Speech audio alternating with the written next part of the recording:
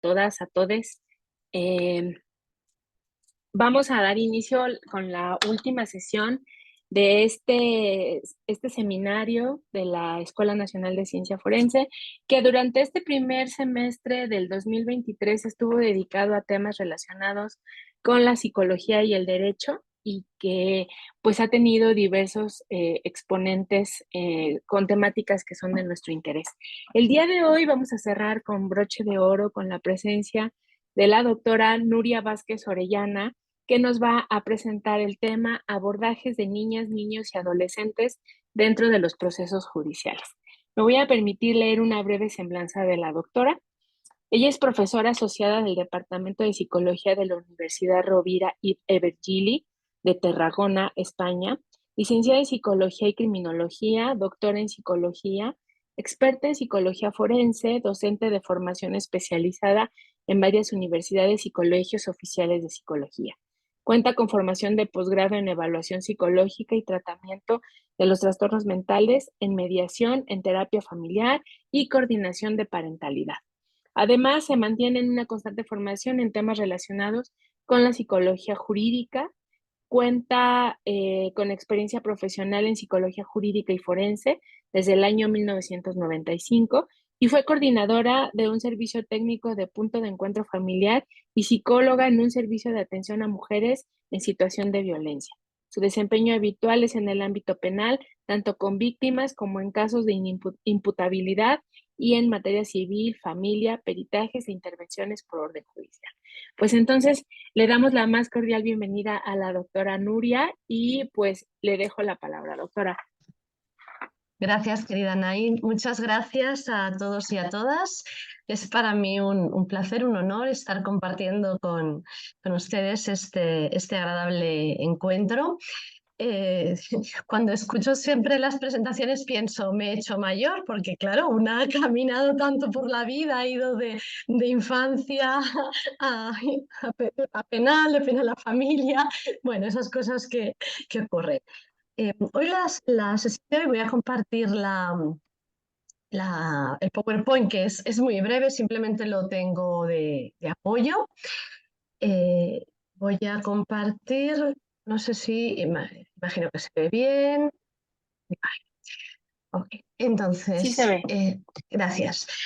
Em, es simplemente por tenerlo un poco de fondo. Realmente prefiero que sea un poco más dinámico y por favor que haya preguntas, intercambios de experiencias, ¿no? Y siempre la comparación de cómo estamos funcionando, ¿no? A estos dos lados del océano, yo creo que nos enriquece muchísimo y mi experiencia desde hace unos años con las colaboraciones con México, la verdad es que aprendo tanto como explico.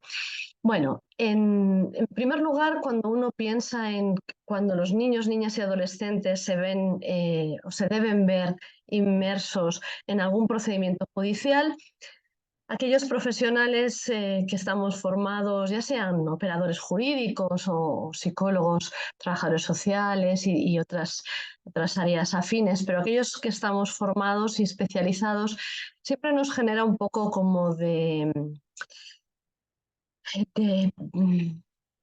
de respeto, ¿no? De que se nos encoge un poquito el corazón, ¿no? Porque los juzgados no son lugares, no son espacios para los niños, niñas y adolescentes, pero por desgracia, en tres grandes ámbitos nos los vamos a tener que encontrar. Nos los vamos a encontrar en familia, que hablaré muy poco, muy breve de ello. Como menor infractor, que también hablaré muy poquito, pero por darles unas pinceladas de cómo funciona aquí en España. Y quiero centrarme un poquito más en estos niños y niñas como víctimas. Cuando pensamos en los niños y las niñas, tenemos que hacer valer siempre la perspectiva de infancia. Últimamente en España ha salido una nueva ley de protección a los niños y niñas en situación de protección integral, a niños y niñas en situación de violencia, y se ha puesto muy de moda el controvertido término de violencia vicaria, y digo controvertido porque desde los propios equipos técnicos de los juzgados, de los institutos de medicina legal y ciencia forense de España y otros cuantos profesionales del ámbito académico y del ámbito profesional privado, estamos planteando que no deja de ser de nuevo una invisibilización de los niños y niñas, que de nuevo se ha pensado en ellos desde una visión adultocéntrica. Entonces, por supuesto que hay violencia contra las mujeres y por supuesto que se utiliza a los hijos y a las hijas para dañar a las madres. Obvio, está ahí, no lo podemos negar, pero no todo lo que ocurre en contra de los niños se produce con esa intención y en ese contexto, ¿no? Entonces hay que pensar en los niños y niñas como entes individuales, separados, con el completo respeto por sus derechos humanos, por su individualización, porque son seres, personitas autónomas con sus necesidades y eh, sus esperanzas, sus miedos, sus angustias, que en algunas ocasiones corresponden con las de uno de los dos progenitores, que en alguna ocasión alguno de los dos progenitores es capaz de ver por encima de sus propias necesidades, pero no siempre ocurre así. Y a veces vuelve a ser un caballo de batalla, un problema, el poder realmente aplicar la perspectiva de infancia por encima de otras perspectivas. Y como lo hablamos desde nuestro punto de vista adulto, a veces nos resulta complicado hacer eso, ¿no? O sea, ya se quitó, ¿no?, ese concepto de los menores, se dejó de usar, ¿no?, ese concepto de menor, en ese sentido como de incapaz, en ese sentido como de personita, ¿no?, incompleta. Pero tenemos que hacer algo más que cambios de lenguaje, que cambios estéticos. Hay que ir al fondo de la cuestión, ¿no? Los niños, las niñas, los adolescentes tienen muchos derechos, hay que pasarlos a la práctica y no solo en el papel, ¿no? El poder escucharlos, poder entender sus necesidades, eh, que puedan coincidir o no con la de los adultos, es algo importante. Perdón, es algo importante. Bueno, bueno, me salió aquí un mensaje, espero que no haya quedado ahí en la pantalla, pero bueno. Como decía, los procedimientos de familia, que son los procedimientos civiles de familia, de separaciones y divorcios, sabemos que los niños y las niñas están ahí involucrados de alguna manera porque se está hablando de su futuro, se está hablando de cómo les va a cambiar la vida a raíz del cese de convivencia de sus progenitores, de la ruptura de relación de sus progenitores. Sabemos que hay entre 10 y 15% de separaciones que podemos considerar de alto conflicto y que en estas, por el hecho de estar los padres y las madres tan en pugna, tan llevándose la contraria, tan acudiendo reiteradamente al juzgado a que un tercero ajeno, él o la juez, les gestione y les resuelva la vida, ¿no?, les resuelva el futuro. Sabemos que ahí los niños y las niñas suelen quedar atrapados en ese conflicto, suelen ser llamados a tomar partido en muchas ocasiones, suelen ser a veces instrumentalizados, utilizados para dañar a la madre o en alguna ocasión también al padre. Hay que reconocerlo, aunque porcentualmente pueda ser menor el que está en daño y en riesgo ese niño o la niña, y hay que visibilizarlos por encima de los intereses de sus progenitores.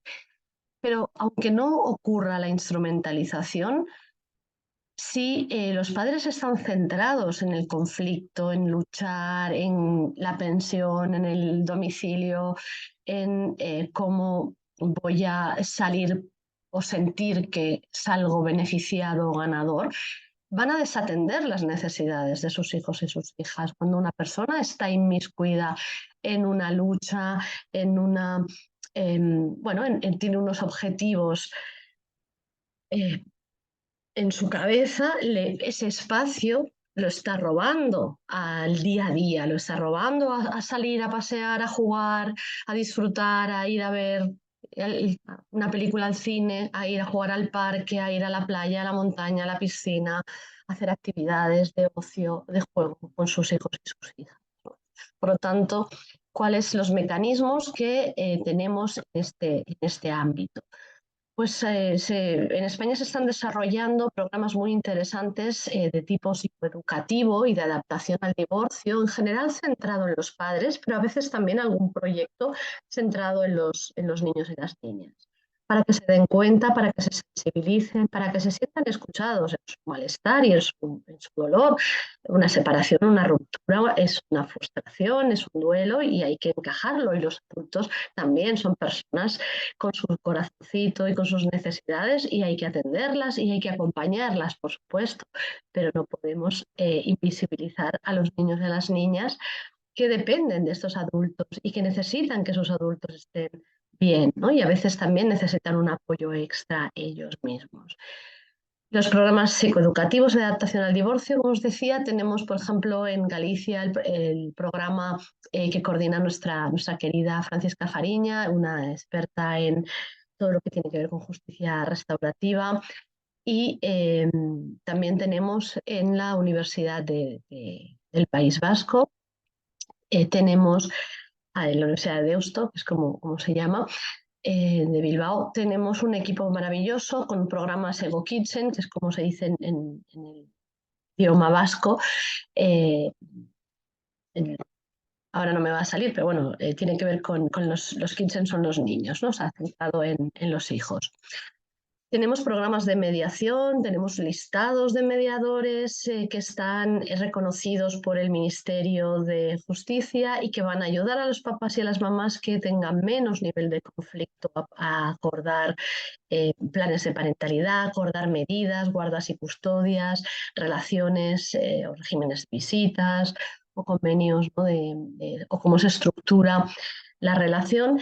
Y tenemos para aquellas familias que están en ese alto conflicto la coordinación de parentalidad, que es un nuevo rol que ha llegado con mucha fuerza a España y que se ha introducido con mucha fuerza en México. Nos consta, gracias a grandes profesionales de vuestro país, que va a ayudar a estos papás, a estas mamás, a volver a ejercer, ¿no? Una buena parentalidad y a poder ser una coparentalidad, poder ser, ayudarles a tomar distancia del conflicto y a tomar decisiones desde, desde el equipo de padres, ¿no? Y no como oponentes.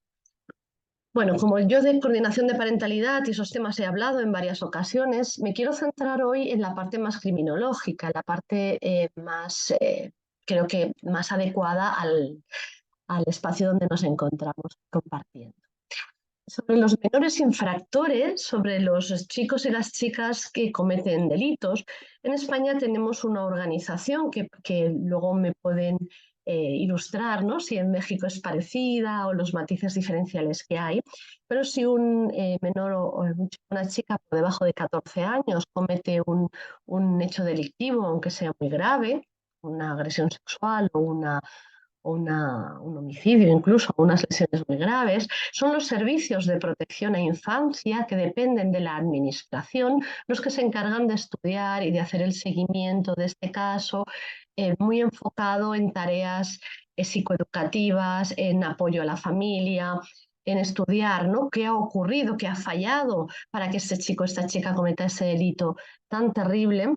Y le hacen, pues le abren un expediente de riesgo, que es como lo llamamos aquí. Si vemos que, o si ven que son los papás los que por lo que sea no están realizando bien las tareas, se puede incluso declarar el desamparo, que estos chicos o chicas vayan a un centro, pero no a un centro a cumplir una medida, una pena, una medida, sino a ser tutelados por la administración, a que la administración, el Estado, se encargue de la educación de estos chicos y chicas porque sus papás están fallando en eso.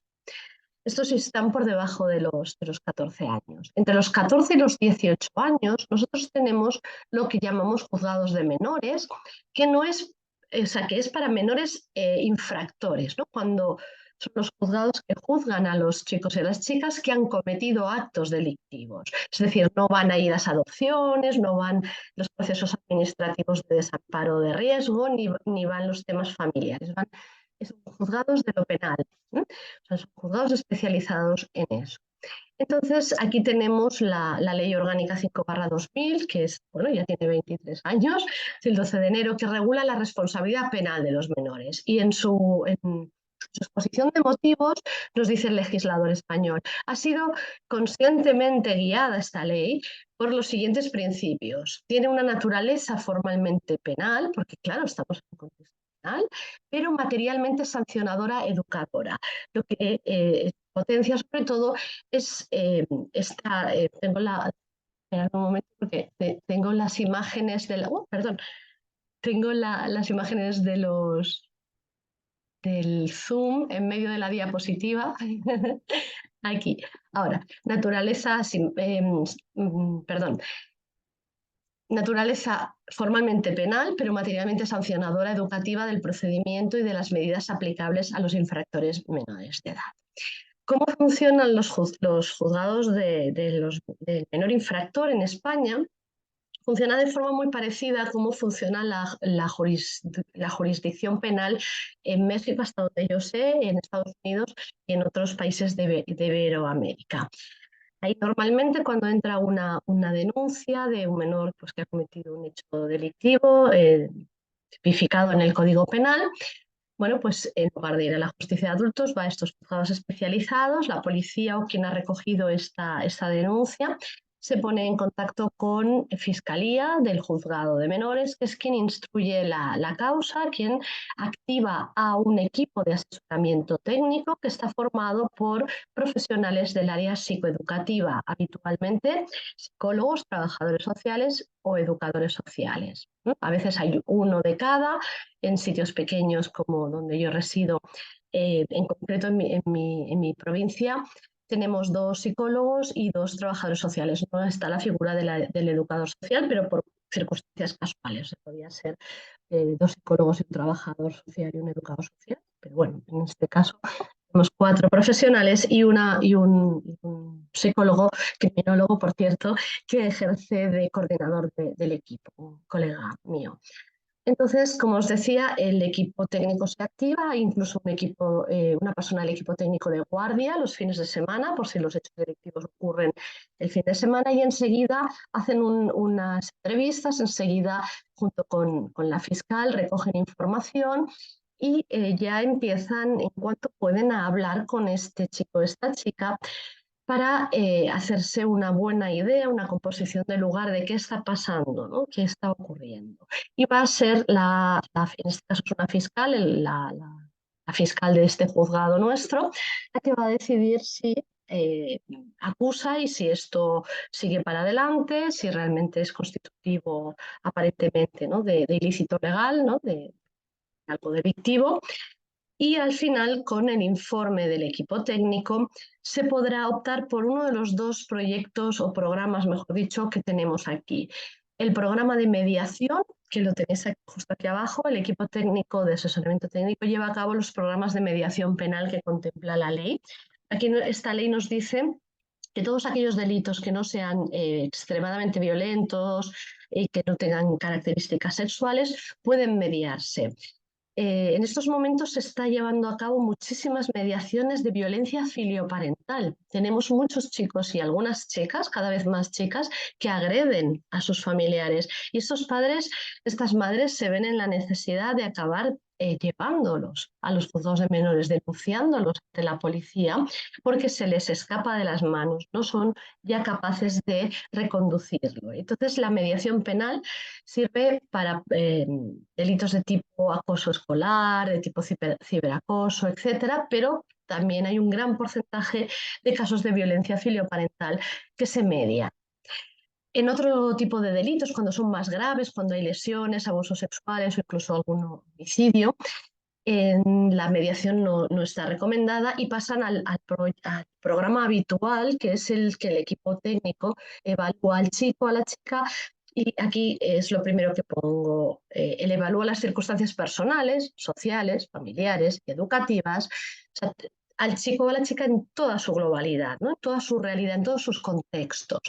Y intenta conocer, ¿no? Si está en el instituto, si acude a clases, si está haciendo alguna formación, pues, por ejemplo, laboral, si tiene algún tipo de trabajo, no tiene trabajos, con quién vive, si su familia, pues cómo es, qué características tiene, recursos económicos, todo eso, ¿no? Para conocerlo lo más global y ampliamente posible. Y cuando eso lo tienen analizado, pueden orientar respecto de sus necesidades educativas, de sus necesidades. ¿Para qué? Para resocializarlo, para que no vuelva a delinquir, para que no vuelvan a repetirse esos hechos, ¿no? Bueno, he obviado decir que en el programa de mediación, obviamente, para que estos chicos o chicas puedan acceder, tiene que haber un reconocimiento del delito cometido, o sea, un reconocimiento de lo que han hecho, porque claro, si alguien no reconoce haber hecho nada, poco vamos a mediar. Y tiene que haber una voluntad de reparación, o sea, tienen que haber expresado el deseo, la voluntad de reparar a la víctima. Entonces, en cualquier caso, vuelvo a cuando el delito es grave y no se puede mediar. Una vez que el equipo de asesoramiento técnico ha estudiado toda la realidad, pensad que para estudiar eso pueden hacer los procesos habituales de los peritos, entrevistarse con el chico, con la chica, con los progenitores, con el colegio, con pediatras, médicos, psicólogos, otros profesionales de servicios sociales, ¿no?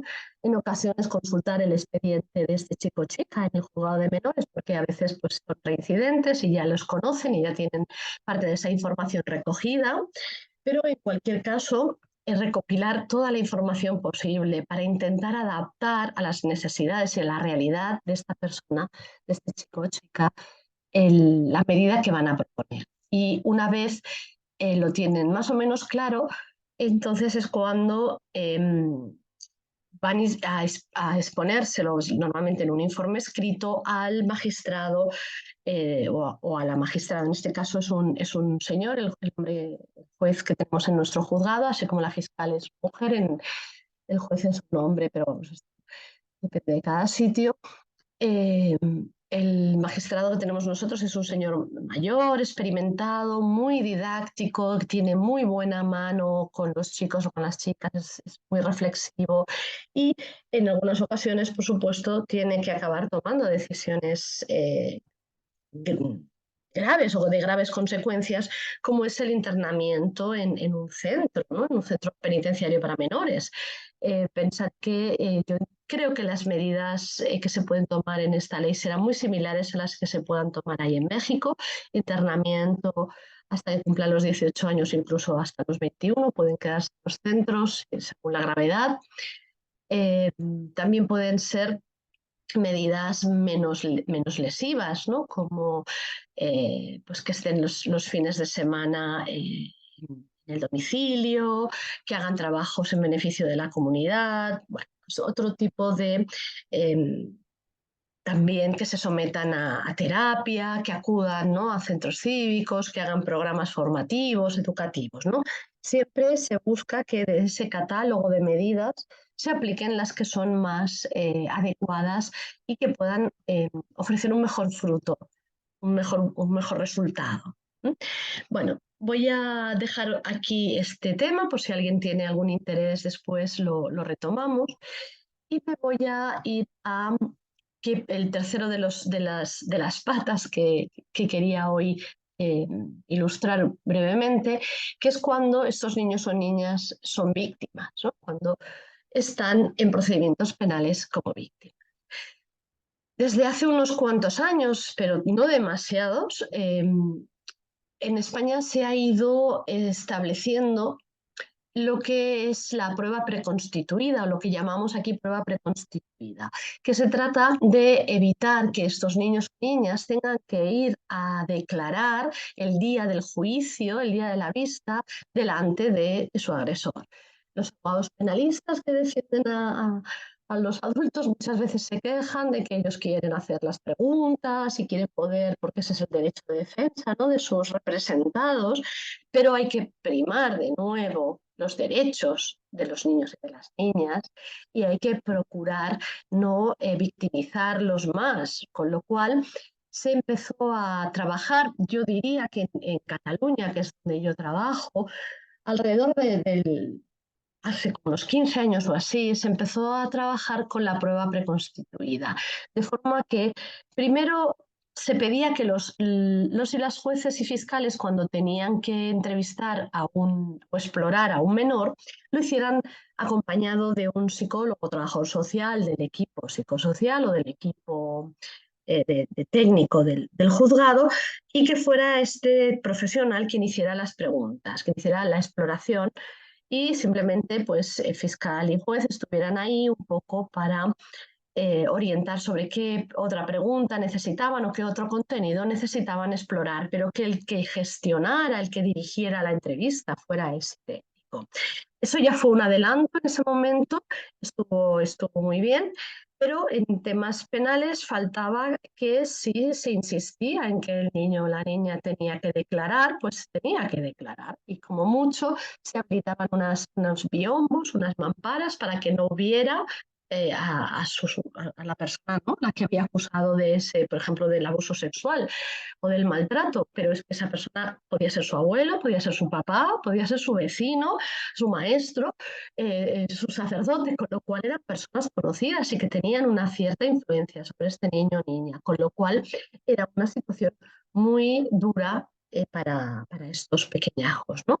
Con lo cual se empezó a trabajar en la prueba preconstituida, que consistía en que en una sala más o menos amigable, con una mesa blanca, con personas que no van con togas,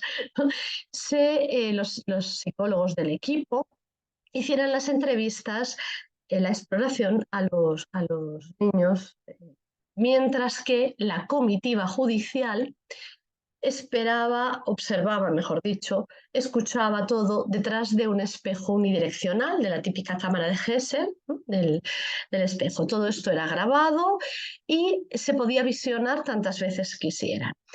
Ese sistema empezó a funcionar muy bien porque respetaba, ¿no?, todos los derechos de las personas que habían sido denunciadas y que estaban siendo investigadas o juzgadas, porque estaba esta persona escuchando el testimonio detrás del espejo y el niño o la niña no lo veía y no se afectaba.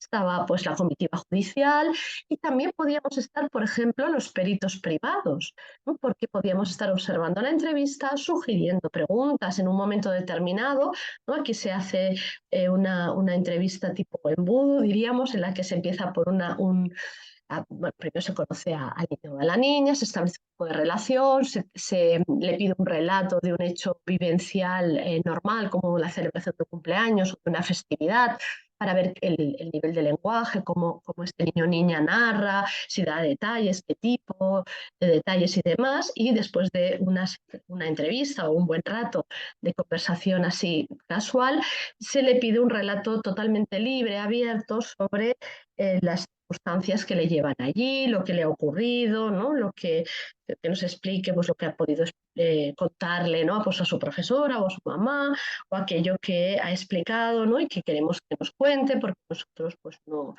estábamos ahí, no lo sabíamos, no lo hemos visto y queremos saber y verlo y que nos cuente, ¿no?, qué ha pasado con todo detalle. También se ha chequeado, por supuesto, la capacidad del niño o de la niña de fabular, de saber diferenciar verdad de mentira, la capacidad para poder decirnos no me acuerdo o llevarnos la contraria, ¿no?, para evitar esa experiencia en la que tiene que dar una respuesta sí o sí porque hay un adulto tipo escuela, ¿no? Hay un adulto que me pregunta algo y tengo que contestar, lo sepa o no lo sepa, ¿no? Bueno, pues tenemos buenos equipos bien formados que hacen esas entrevistas y después pues este embudo se va cerrando a que ponga más ejemplos, explique con más detalle algunos episodios de interés por la denuncia, claro, para el procedimiento, y finalmente los técnicos salen de la sala a preguntar a la comitiva judicial si quieren hacer alguna pregunta más, si quieren trabajar sobre algún contenido más o alguna pregunta, básicamente. Entonces, de esta manera, están respetados los derechos de todos, de este niño, de esta niña, de esta persona que está imputada, y queda grabado.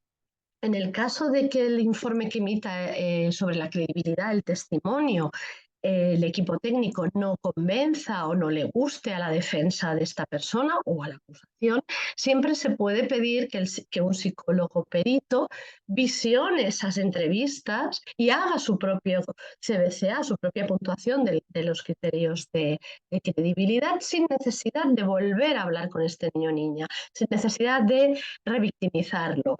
Y ya se va a su casa y se olvida de todo, porque cuando sea el juicio de aquí a un año o de un año y medio, porque sabemos que los plazos judiciales son terriblemente largos, por lo menos aquí en España, este niño o esta niña ya no va a tener que volver. Después de esa prueba preconstituida puede recibir terapia, puede recibir tratamiento, porque a veces en la intervención terapéutica se frena a la espera de preservar esta prueba, ¿no? De forma que para mí ha sido uno de los grandes avances. Ya os digo que aquí en Cataluña lo empezamos a hacer, yo creo que en el 2010-2012 yo ya participaba en alguna de estas pruebas preconstituidas, pero se han ido saliendo. En el 2015 había un documento que ya no os lo he puesto, pero ya había un documento del gobierno de Cataluña recomendando que se hiciera esto, pero era una recomendación, no podía todavía imponerse este tipo de procedimiento. Con la ley nueva que tenemos nosotros de violencia de protección integral de la infancia, ahí ya se pone como prioritaria. Tenéis aquí en la parte mi derecha del PowerPoint un par de documentos, por ejemplo, una guía de buenas prácticas para evaluar a niños y niñas en abusos, que está hecha por la APF, que es la Asociación de Psicólogos, de Peritos de la Administración de Justicia de aquí de España, y que realmente está hecha por grandes profesionales. Y recientemente, el año pasado, en el 2022, el Ministerio de Justicia sacó una guía un poquito más amplia, no solo centrada en niños, niñas y adolescentes, sino también en aquellas víctimas especialmente vulnerables, ¿no? Personas que puedan ser adultas pero tener discapacidad intelectual o algún trastorno que les haga, pues, sobre todo con todo lo que tiene que ver con TEA, trastorno del espectro autista o discapacidad intelectual, que es lo que puede generarle más dificultades, pero también eh, otro tipo de limitaciones, ¿no? En cualquier caso, aquí habla en particular de la prueba preconstituida. Estos documentos son de libre acceso por Internet. Simplemente los podéis buscar, España, Ministerio de Justicia, Guía de Buenas Prácticas, y os los podéis descargar si es de vuestro interés. Y si no, si hay alguna dificultad, yo estoy encantada a través de correo electrónico, compartirlo. Y he dejado para el final, pero no menos importante, el modelo Barnahus. No sé si lo conocéis ya aquí en México, si lo estáis trabajando.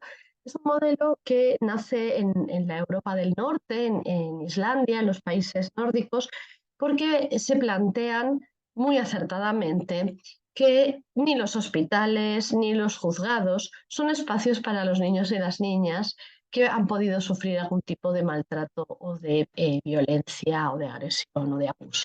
Entonces, se empiezan a crear las Barnahus, que son las casas de los niños en islandés, ¿no? Creo que es en islandés, sí.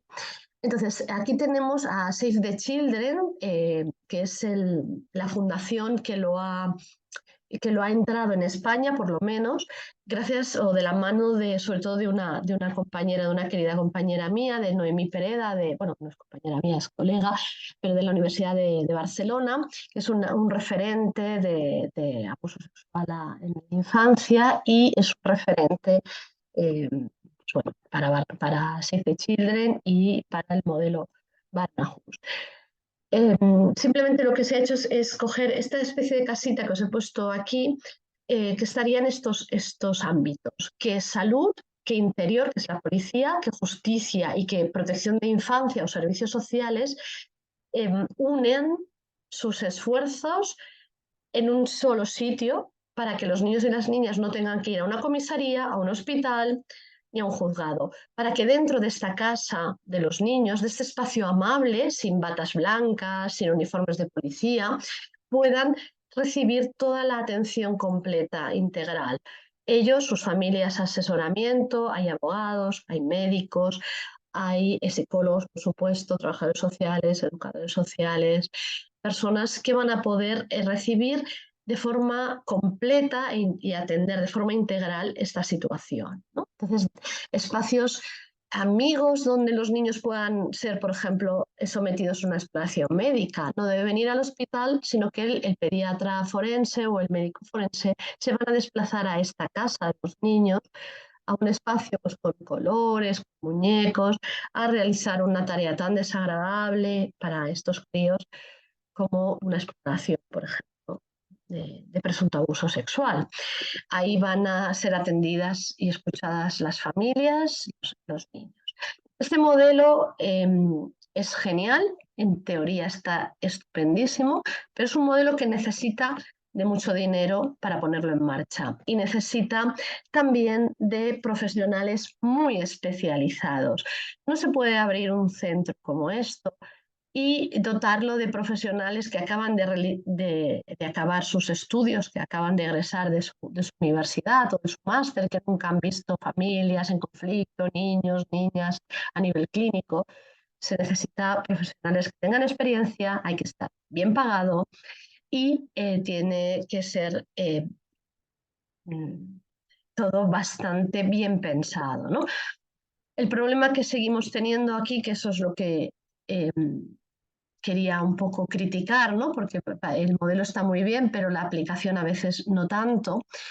El primer Barnahus que se abre en España se abre en Tarragona, en mi ciudad, eh, en plena pandemia.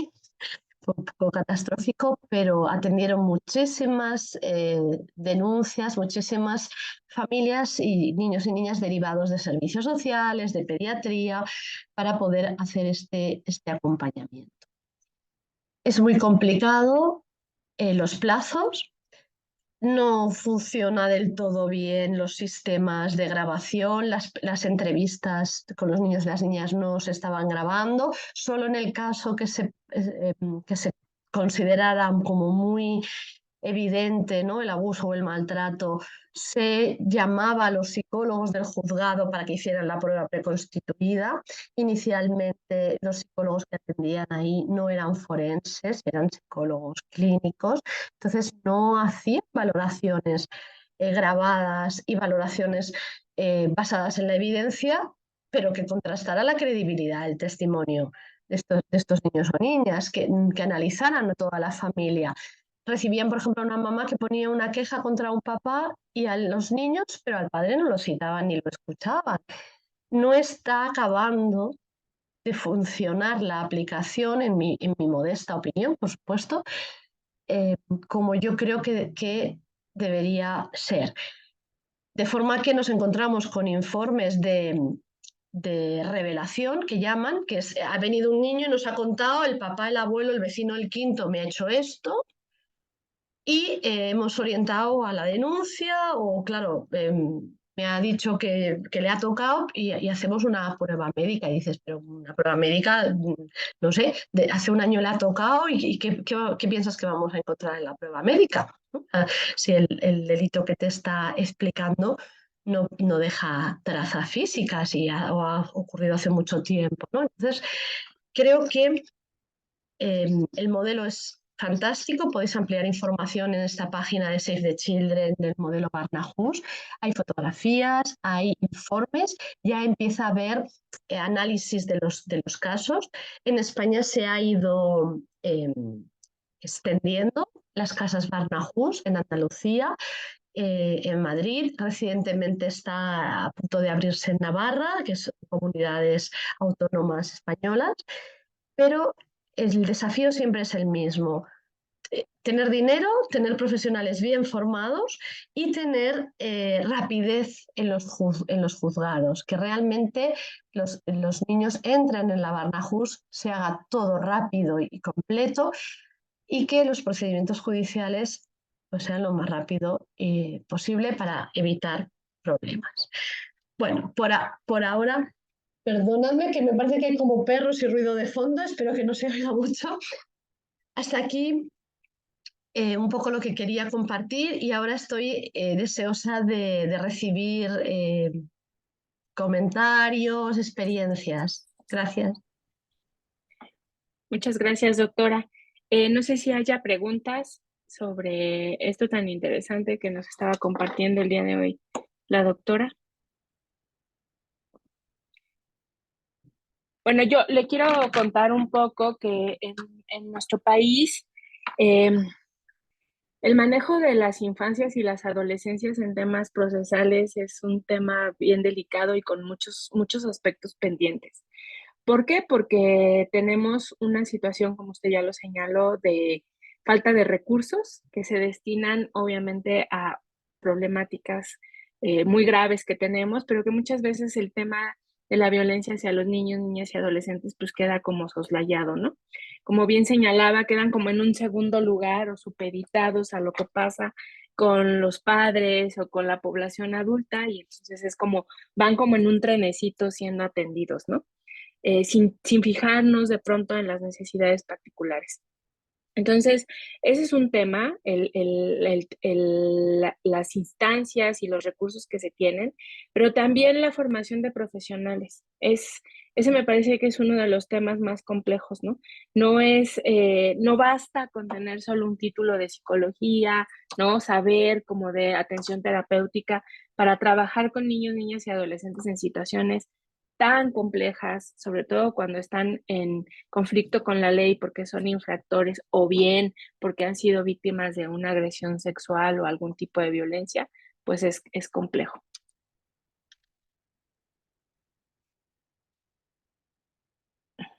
Creo que me fui un poco. Sí, pero ya se te Escucho escucha bien. bien.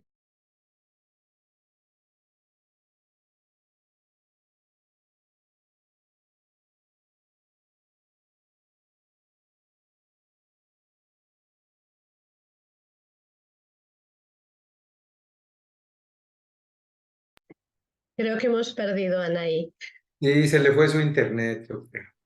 Sí, si quiere aprovechar a alguien para hacer aportes, reflexiones.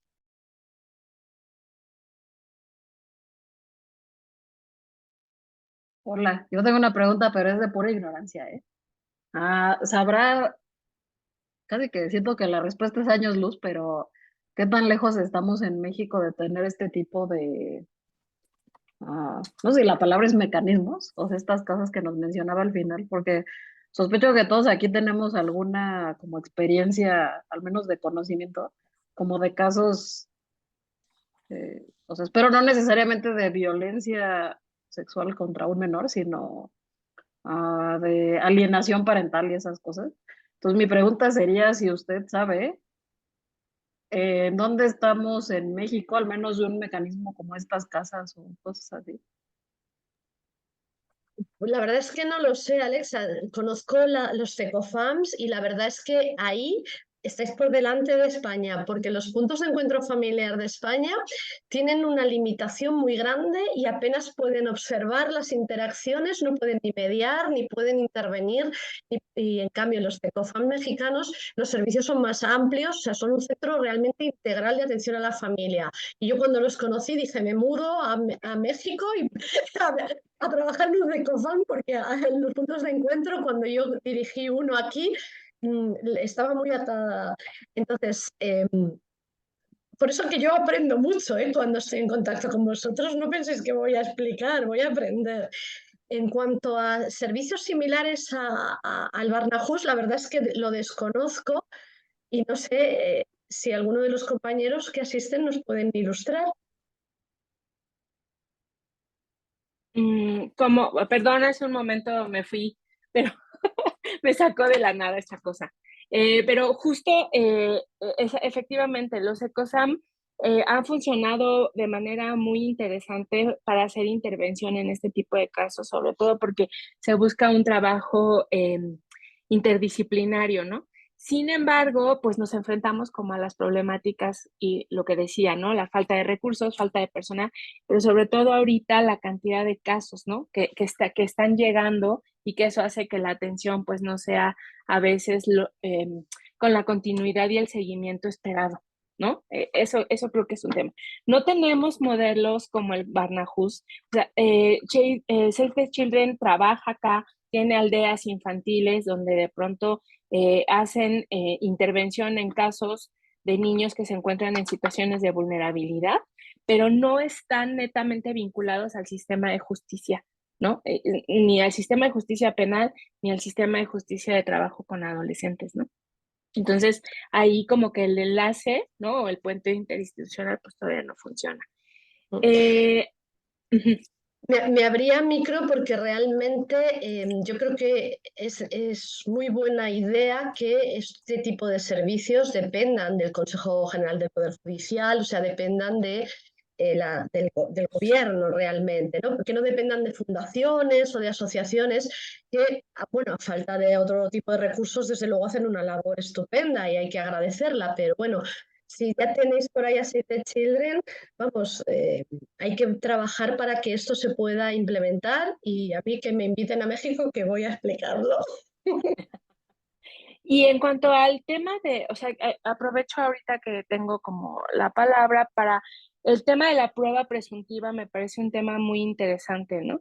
Porque, preventiva, perdón, porque acá en México tenemos una cosa que es que se ha empezado a establecer mecanismos por parte del Poder Judicial a nivel local y federal para que cuando los niños tienen que estar, reconstruida, perdón, tienen que estar eh, participando de manera activa en un proceso penal, se hagan una entrevista investigativa con los elementos necesarios justo para evitar la revictimización.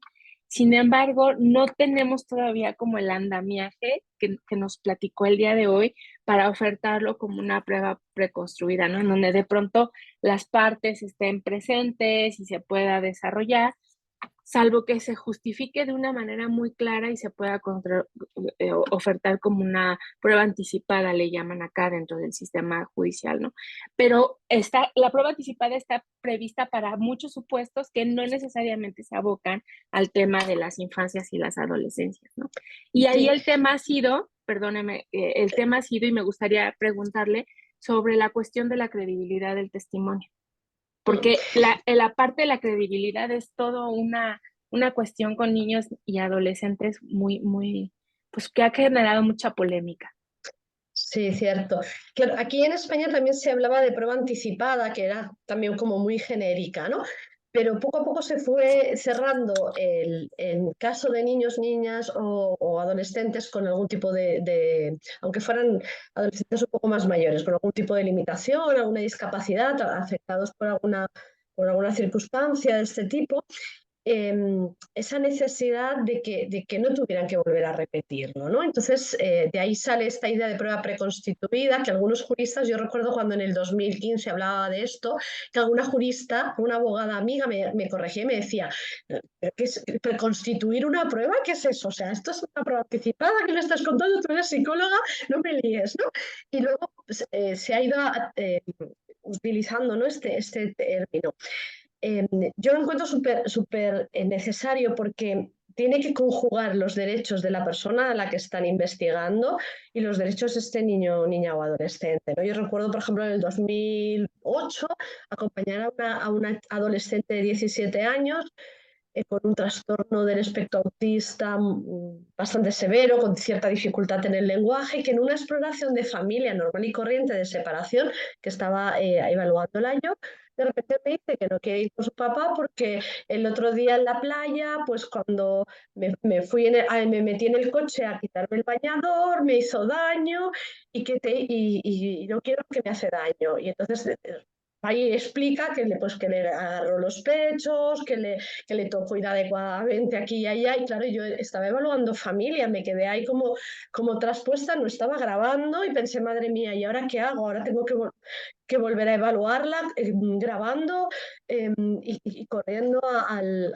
abogado en este caso era la mamá que me la traía, qué hago con este caso y luego acompañarla al tribunal porque tuvo que entrar a declarar, conseguir hablar con el juez para decirle por favor que no puede ponerla delante de su padre, pues yo sé si era el 2008 o el 2009, por favor, y conseguí que fuera a una sala por una especie de Zoom de aquella época, que creo que era un Messenger, que pudiera hablar pero la chica no, hablando a una pantalla no estaba acostumbrada. Bueno, en fin, hemos ido haciendo como ensayo y error, ¿no? Pero tal como están aquí las pruebas preconstituidas, donde es el psicólogo, los psicólogos del tribunal, los que hacen la entrevista, donde conocen al chico o a la chica, están un rato, conversan, saben cómo es su lenguaje, cómo es su expresión, qué tipo de narración hacen para luego poder compararla con el relato del presunto abuso, ¿no? Que le dan esa explicación de si algo no sabes, dices que no lo sabes, si no nos entiendes, pues dices que nos entiendes, si nos equivocamos, por favor, nos corriges, ¿no? O sea, se trabaja con mimo, ese acogimiento, ¿no? Ese espacio, ahí eso para mí es necesario, es fundamental, y un tipo de entrevista así da buen fruto.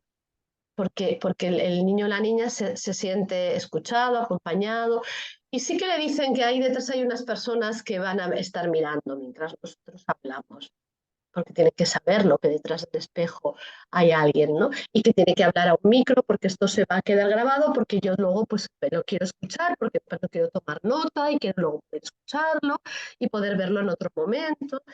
Y bueno, es un espacio donde la credibilidad del testimonio se puede hacer bien. Se hace por dos psicólogos, toda la comitiva judicial está después, estos psicólogos emiten su informe. Si este informe no satisface a alguna de las partes, como decía, o el psicólogo privado de las partes puede estar dentro. Yo he llegado a estar en esa sala que casi no cabíamos. Recuerdo que había una magistrada en una prueba que estaba embarazada en pleno verano, sin aire acondicionado, en un sitio pequeño. La magistrada embarazada con una barriga de 7 meses, la fiscal, el abogado, el otro abogado, un psicólogo por el padre, una psicóloga por la madre, el señor, o sea, como 10 personas casi en una sala súper pequeña mirando por la ventanita. Ya está, o sea, el informe cuando no satisface a una de las partes se lleva a la grabación, la ve el perito, ese perito no entra en contacto con el niño. Es una forma, para mí, fantástica. No se me ocurre en estos momentos cómo mejorarla.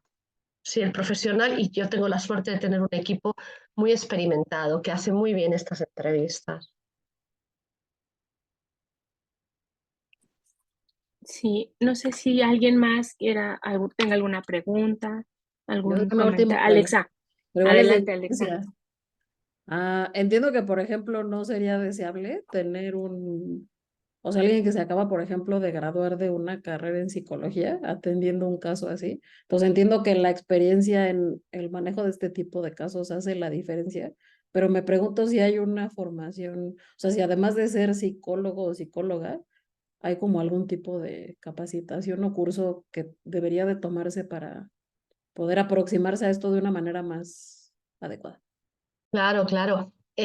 Aquí estamos trabajando, por ejemplo, en los másters de psicología jurídica o forense, tiene sus asignaturas de victimología, de informes periciales especializados, donde se explica cómo hacer una credibilidad de testimonio. Y mi consejo siempre es, porque de alguna manera tienen que empezar la gente joven, es que estén de segundo perito. Yo, de hecho, cuando a mí me llegaron mis primeras credibilidades del testimonio, yo caí en pánico, porque es muy difícil hacer esa entrevista, porque te la tienes que grabar. O sea, cuando yo lo hacía no teníamos todavía estos sistemas instaurados. Claro, tienes que grabarla y luego tú la vas a ver, pero es que la tiene que ver otro perito, porque siempre se hace por dos peritos para que haya la credibilidad esté más sustentada, ¿no? Más basada en la evidencia.